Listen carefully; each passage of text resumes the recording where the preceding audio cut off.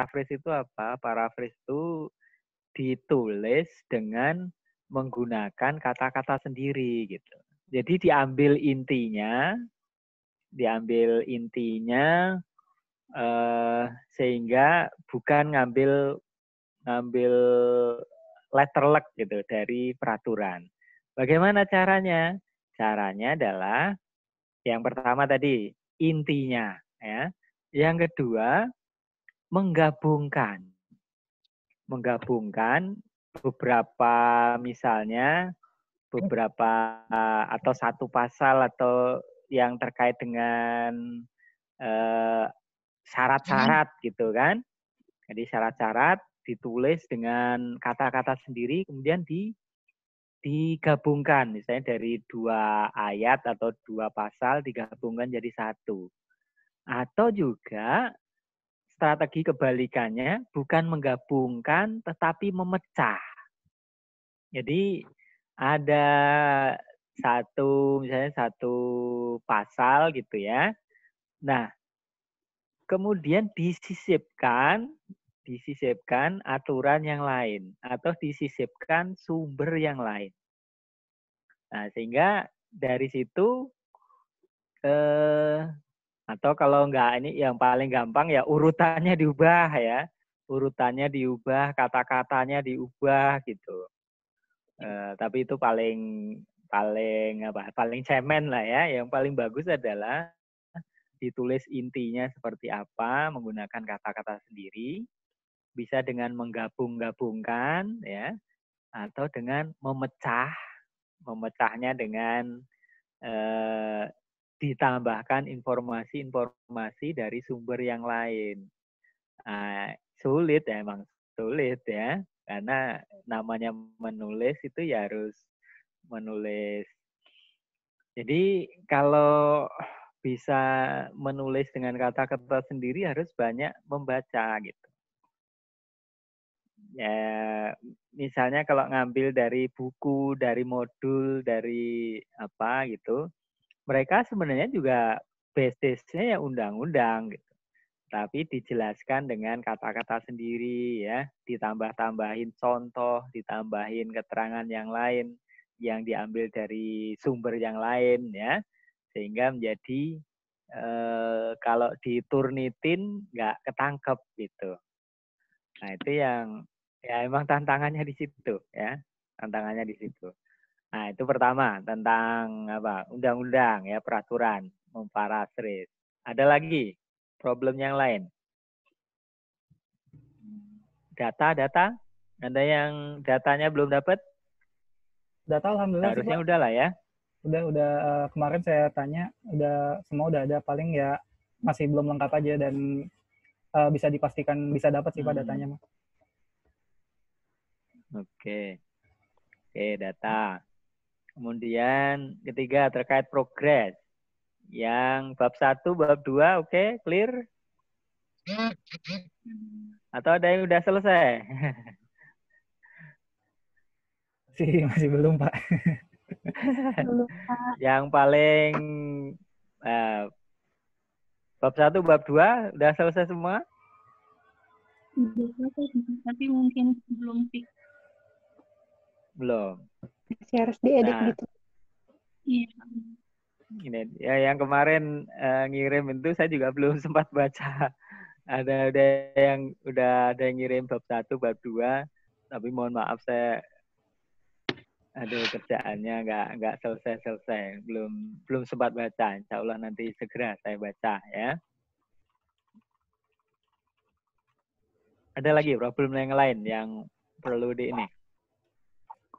Dari sisi izin udah clear ya? Izin clear Pak. Kalau ada. Datanya clear ya seharusnya izinnya clear. Iya Pak. Lokusnya ya, lokus nggak ada masalah ya. Iya. Kemudian ada yang maksudnya semuanya udah pakai lokus atau mungkin ada yang pakai literatur review. Misalnya nggak dapet objek gitu ya, sebenarnya boleh pakai literatur review aja gitu. Misalnya mengumpulkan artikel tentang apa kayak tentang pengadaan, misalnya berita-berita tentang pengadaan, kemudian dianalisis dengan aturan pengadaan, itu boleh aja ya. Kan nggak perlu objek tuh, datanya kan dari berita-berita, bisa di googling. Yang seperti itu sebenarnya juga bisa ya. Iya Pak, kemarin saya tanya Kondisinya kan seperti ada ini ya. Izin semua bertanya udah Pak, ada boleh Pak? objek sih. Udah ada objek ya? Iya. Ya, tadi siapa? Mas Subhan? Ya, ini Pak saya udah ngelis pertanyaan, jadi nggak apa-apa ya Pak ya? Gimana? Bentar. Tes. Ya, Izin bertanya nih Pak. Iya, silakan. Yang pertama ini saya kan kebetulan dapat datanya bentuknya Excel ya Pak ya? Aha. Itu ada di seperti registrasi lelang gitu Pak. Nah itu yang masuk ke dalam bahasan saya, mungkin teman-teman ada yang senasib gitu. Itu yang masuk ke bahasan saya itu banyak banget Pak. Kayak misalkan dia penjualan BMN, terus satkernya banyak. Nah itu saran Bapak gimana Pak? Apakah saya ngambil? Kan saya ngambil triwulan pertama 2020 gitu. Itu apa? Di Januari saya ambil 3 satker, di Februari saya ambil 3 satker.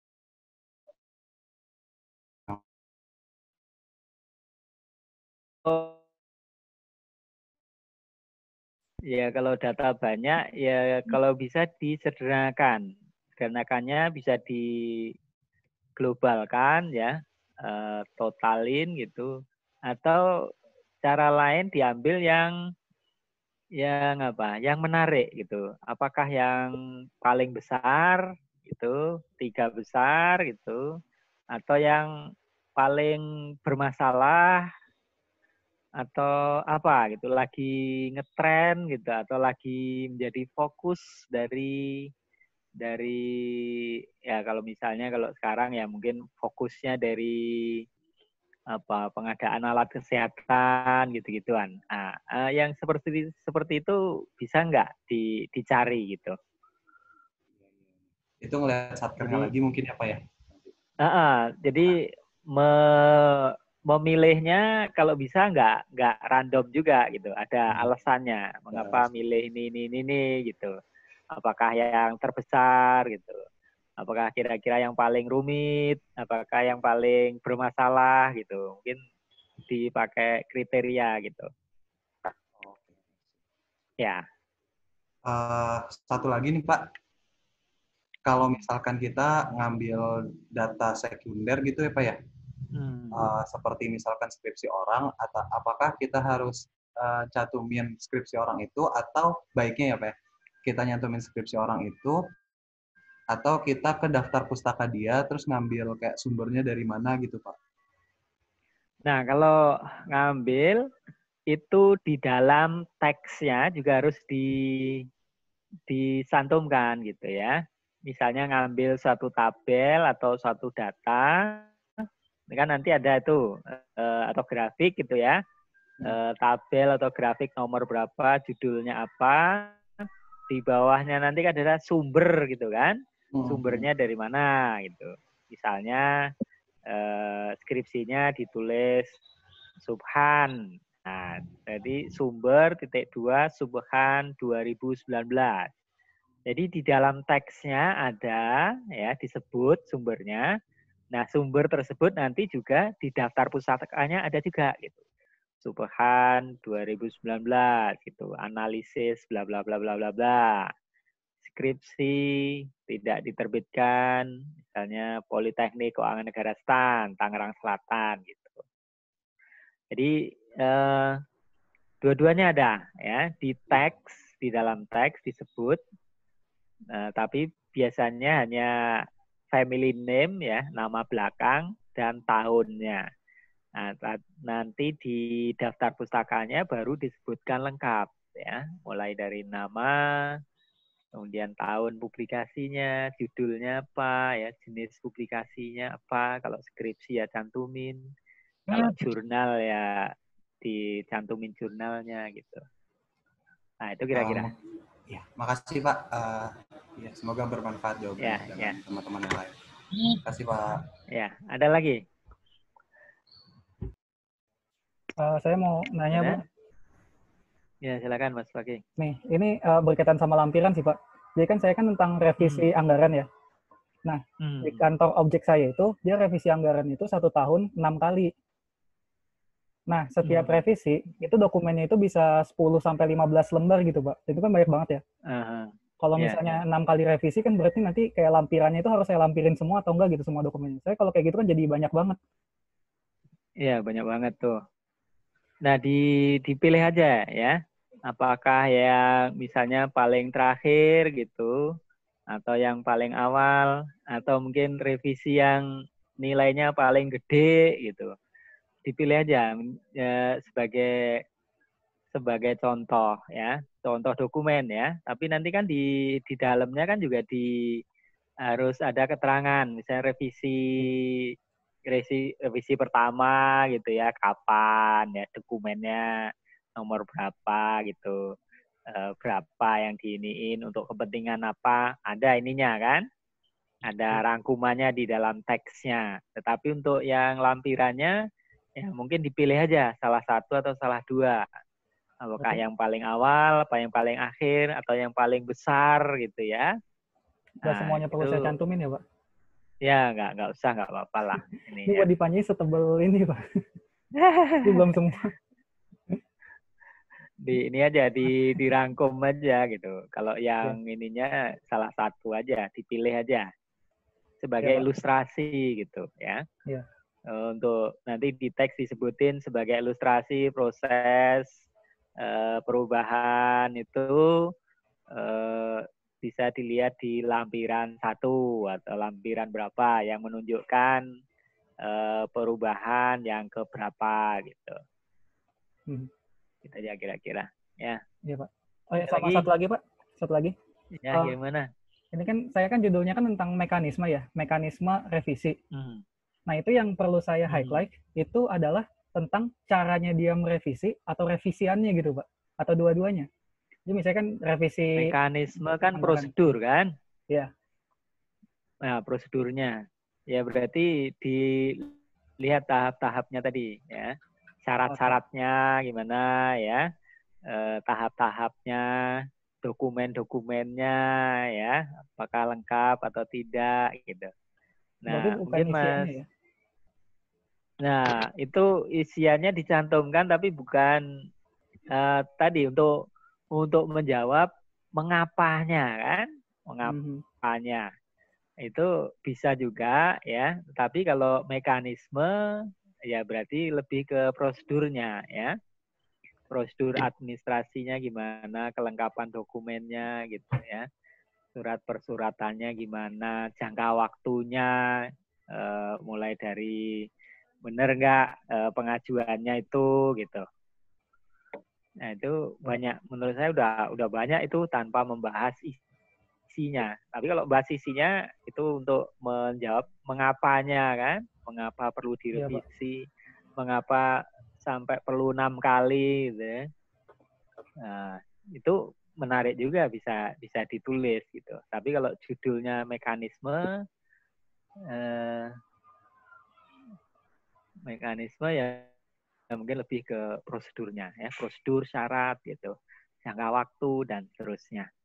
Baik Pak. Dokumentasinya seperti apa gitu. Oke, ada lagi yang mau ditanyakan? Pak, saya mau tanya, kan kebanyakan sumber saya kan dari jurnal-jurnal sama peraturan berbahasa Inggris ya Pak. Nah itu kalau saya translatein aja itu apakah termasuk plagiarisme Pak? Kalau translate saja, ya gimana ya? Ya intinya sih nggak bagus ya kalau masih memakai kata-katanya mereka sendiri, ya berarti harus pakai aturan kutipan langsung itu gitu. Kutipan langsung, terjemahan ya, tapi terjemahan kutipan langsung. Kalau menurut saya sih bagusan di paraphrase saja sekalian ya, jangan letter luck tapi diambil intinya gitu. Itu penting sekali ya, karena nanti kalau nulis apapun itu nggak bisa ambil letter luck meskipun menerjemahkan gitu ya, menerjemahkan. Nah itu kebetulan tuh yang saya terjemahkan itu tuh bukan jurnal sih Pak, tapi lebih ke kayak dasar peraturan sumbernya, jadi kayak datanya gitu. Itu juga gimana ya Pak, baiknya Pak? Datanya maksudnya gimana? Data, jadi kan saya kan tentang Green Sukuk Pak. Nah, Green Sukuk kan ada kayak kerangka kerjanya, kerangka kerjanya yang dibikin sama Indonesia itu dalam bahasa Inggris. Nah, kerangka kerjanya itu saya masukin ke sebagai data dan fakta KTTA saya. Nah, itu lebih baiknya saya terjemahin atau saya rubah-rubah lagi. Karena kalau saya rubah pun, itu tuh sebenarnya kerangka kerjanya sudah sangat amat ringkas gitu, Pak. Oh, gitu. Nah, kalau nggak bisa di ini lagi ya, nggak bisa diringkas lagi. Iya, nah, dalam bentuk tabel, dalam bentuk grafik, atau uraian? Uraian, Pak. Tapi uraian itu sudah inti-intinya aja, Pak, yang diambil. Kayak pointer-pointernya gitu ya? Oke. Ya, diubah-ubah dikit lah. Nggak apa-apa kasih kata-kata hubung atau apa gitu ya. Kan kalau pointer-pointer kan biasanya belum kalimat lengkap kan. Nah, Mbak Fania membuatnya menjadi kalimat yang lengkap ya, misalnya pertama bla bla bla, kemudian, nah itu yang gampang aja seperti itulah ya, kalau biar nggak letter luck gitu. Oke ya, ada lagi? Tadi siapa tadi yang mau ini lagi? Pak, saya izin bertanya. Oh, Mbak Uli, silakan. Jadi kemarin kan Pak, judul saya itu tinjauan penatausahaan. Terus kan penatausahaan itu ada pembukuan, inventarisasi, sama pelaporan.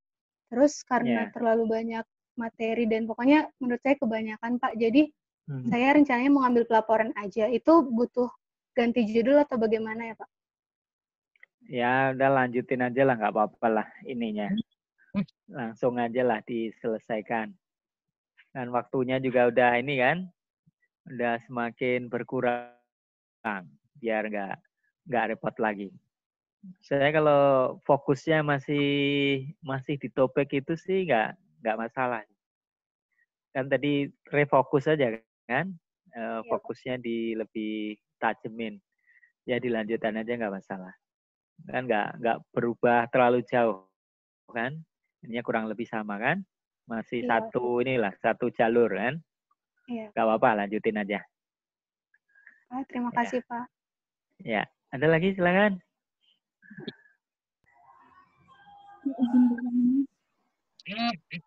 Coba Mbak Agnes. Kita bisa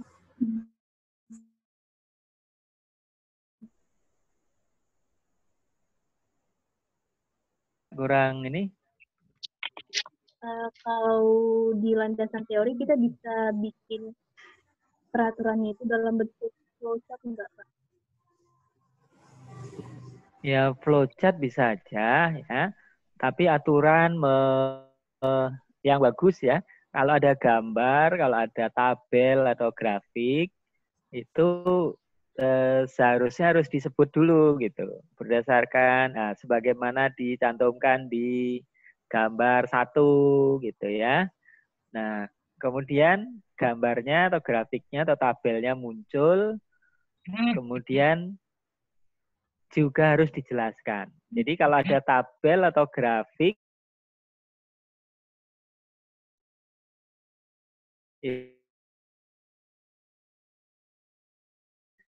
dianalisis.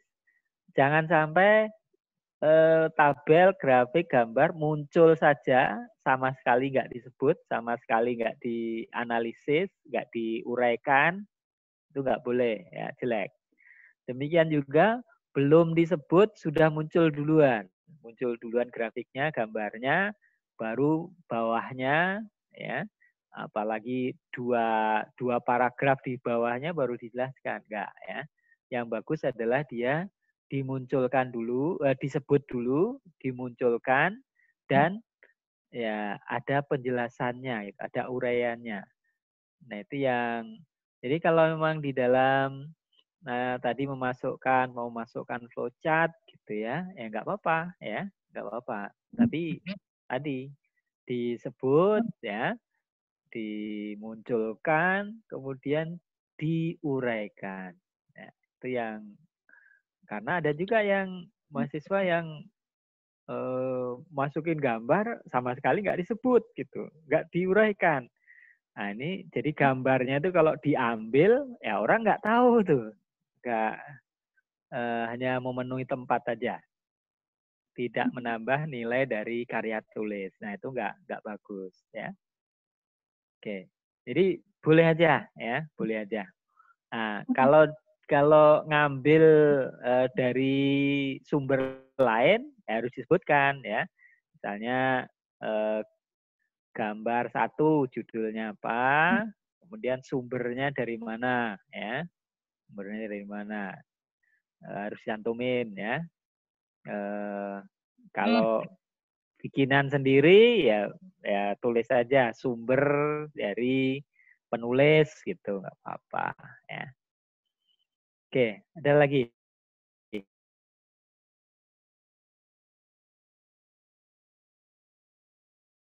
Nah, kemudian judulnya ya, kemudian sumbernya. Kalau Anda perlu di penjelasan ya berarti ada keterangannya ya, ada keterangan. Misalnya kan ada yang kadang-kadang tabel, ada yang dikasih bintang.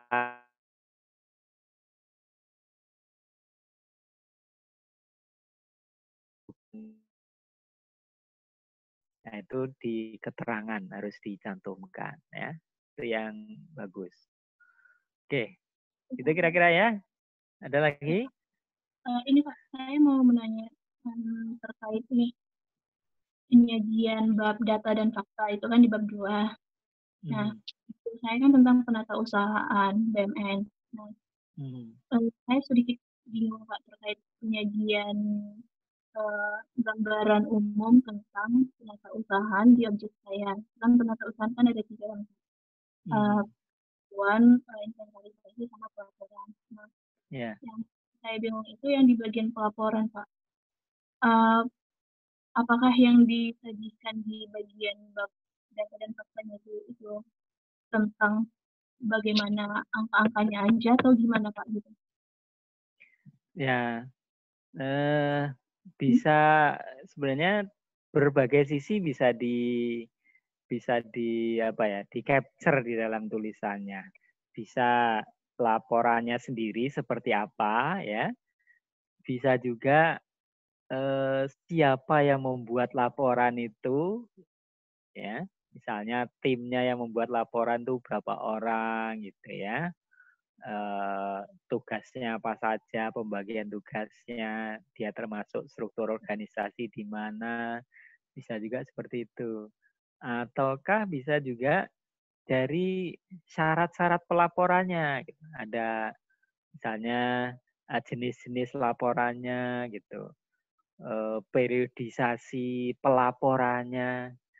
Nah, jadi sebenarnya banyak sekali yang bisa diangkat dari sisi pelaporan. Nah, tergantung Mbak Agnes sendiri mau fokusnya kemana gitu. Misalnya tadi BUMN kan macam-macam juga ya, penghapusan itu juga angle-nya juga banyak ya, dari prosedurnya, dari panitianya, dari dokumentasinya. Nah, itu bisa banyak ininya gitu. Tinggal difokusin. Boleh fokus ya, kalau mau bisa semuanya nggak masalah gitu. Jadi nanti ada dari sisi pelaporan, dari sisi laporannya sendiri ya. Kemudian dari sisi yang membuat laporannya siapa gitu ya. unit organisasi yang mana yang membuat laporan gitu, bagaimana prosedur pelaporannya ya. Pelaporan kan biasanya berjenjang. Nah, itu masing-masing pihak itu gimana partisipasinya. Jadi bisa dilihat dari berbagai segi kalau menurut saya ya. Tinggal dipilih aja. Mau semuanya ya atau dari fokus tertentu gitu. Gimana? Terima kasih, Pak. Iya. Ada lagi? Pak, saya izin nanya, Pak. Hmm. Kan kemarin tuh saya ambil topiknya mengenai pengamanan dan pemeliharaan BMN berupa persediaan. Nah, menurut saya itu kan terlalu sempit untuk dibahas, lalu saya perluas jadi BMN aja, Pak. Iya. Berarti itu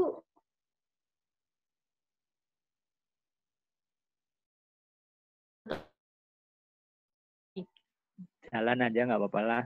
Iya. Untuk yang satu lagi, Pak, mengenai data. Hmm. Saya kan ganti objek ke tempat ke kantor PKL saya. Nah, pas saya tanya ke bagian umumnya yang ngurusin tentang pengelolaan barang, ada beberapa data yang kata mereka tuh nggak punya gitu, Pak. Nggak punyanya gimana? Nggak dibikin atau yang punya instansi yang lain? Katanya sih nggak ada atau nggak bikin gitu, Pak. Kayak misalnya saya minta tentang kartu inventaris ruangan. Katanya mereka nggak punya gitu, Pak. Nah, itu justru yang bisa ditulis kan di data dan faktanya bahwa mereka ternyata nggak bikin gitu kan, nggak bikin kartu itu. Nah, itu bisa ditulis bab 2 tuh. Nah, nanti dibandingkan dengan aturannya bahwa seharusnya menurut peraturan ini, sini, bahwa dia harus bikin ini. Oh, ternyata yang dibikin cuma ini, yang nggak dibikin apa saja gitu. Ya, jadi malah sudah ketemu tuh masalahnya, problemnya yang harus ditulis. Ya. Iya, Pak. Ya. Udah itu aja sih, Pak. Ya. Oke, yang lain? Pak izin bertanya, mengenai plagiarisme itu ada ketentuan maksimal berapa persen nggak ya, Pak? Kalau kemarin di grup dosen untuk KTTA katanya kalau nggak salah 50%. Nah, itu termasuk tinggi sih, ya nggak apa-apa lah ya, namanya masih belajar nulis. Nah, itu nggak termasuk, biasanya udah yang dihilangkan daftar pustaka itu udah nggak dimasukkan ya. Kemudian apa lagi yang nggak dimasukkan? Nah, nanti ikutin ini aja ya. Nanti kan pengumpulannya kalau ini kan lewat nanti yang ngecek kan perpus kan, atau ya dikumpulkan ke perpus gitu ya. Nah, nanti kira-kira gitu. Ya, cara hindarinya gimana ya tadi? Paraphrase ya. Paraphrase. Jangan langsung copy paste dari punya sebelumnya ya, atau copy paste dari internet ya. Kalau copy paste internet ya susah ya, pasti ketangkep dari uji kesamaannya. Jadi kalau ngambil ya boleh aja ya. Kalau ngambil itu harus dicantumkan sumbernya. Bukan hanya dicantumkan sumbernya, tapi juga ditulis lagi dengan bahasa sendiri. Istilahnya tadi adalah paraphrasing ya. Jadi yang pertama ngasih kredit kepada yang punya ya, mengasih penghargaan kepada yang punya dengan mencantumkan sumbernya. Biasanya kan nama akhir sama tahunnya. Kemudian di teksnya dicantumkan nama akhir sama tahunnya, di daftar pustaka juga dicantumkan sumbernya. Selain itu juga harus diparaphrasing. Nggak boleh ngambil langsung dari internet, langsung diceplok ke ke karya tulisnya sendiri. Nah, itu nggak boleh ya. Mulai sekarang belajar paraphrase ya. Menulis dengan kata-kata sendiri. Intinya sama, tetapi pakai kata sendiri. Nah, itu tantangan untuk menulis itu di situ. Ya. Karena ya di internet sudah banyak sekali bahan ya. Tapi bagaimana kita meramu bahan-bahan itu dengan kata-kata sendiri. Nah, itu yang susah ya, yang susah. Kita sering membaca, oh iya seperti itu, oh iya seperti itu. Tapi kalau yang nulis si A kok enak banget dibaca ya. Kalau nulis si B kok jelas banget. Kalau yang saya nulis kok ruwet banget. Nah, itu tergantung pinter-pinternya paraphrasing. Padahal ya di zaman internet ini ya semua saya yakin bisa mendapatkan akses informasi yang sama ya, tinggal kuat-kuatan di kota aja ya. Nah, tapi perbedaan dari setiap orang dengan yang lain ya pada kekuatan paraphrasingnya. Yang satu banyak bacaannya ya, sehingga dia bisa menggabungkan dari satu sumber dengan sumber yang lain, sehingga tidak ketangkep di Turnitin, di uji kesamaan ya, karena dia sumbernya banyak. Nah, itu salah satu cara untuk menghindari atau lolos dari uji kesamaan. Ditulis dengan kata-kata sendiri. Bagaimana biar menulisnya lancar? Banyak membaca ya, banyak sumbernya yang digabung-gabungkan gitu. Nah, saya kalau nulis artikel jurnal itu kadang-kadang baca 10 lembar